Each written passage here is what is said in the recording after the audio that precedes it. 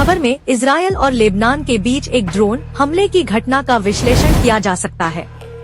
यह एक महत्वपूर्ण मामला है जिसमें कई राजनीतिक, सुरक्षा और रणनीतिक मुद्दे शामिल हैं। आइए इसे बारीकी से देखते हैं। 1. घटना की मुख्य जानकारी। हमला इजरायल के प्रधानमंत्री बेंजामिन नेतन्याहू के आवास पर ड्रोन से हमला हुआ। यह हमला लेबनान से हुआ और इजरायल ने इसके लिए ईरान को जिम्मेदार ठहराया है।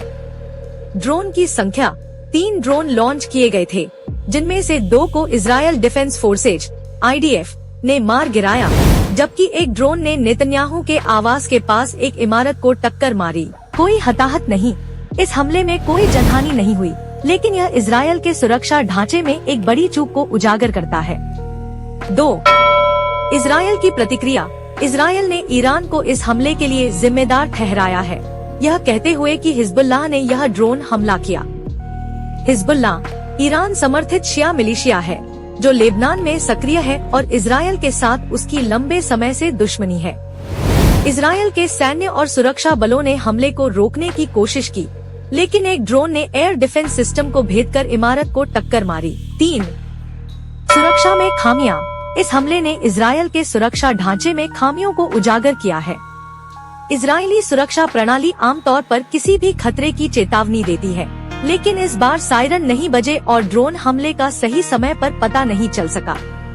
इजरायली सैन्य हेलीकॉप्टर ने ड्रोन को मार गिराया, लेकिन सवाल यह उठता है कि ड्रोन उनके एयर डिफेंस सिस्टम को कैसे भेद पाया।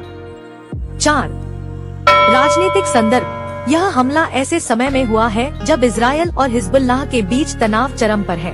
हिजबुल्लाह ने हाल ही में लेबनान पर इजरायली हमलों और गाजा में हो रहे इजरायली कार्रवाइयों के खिलाफ अपनी गतिविधियों को बढ़ाने की कसम खाई थी।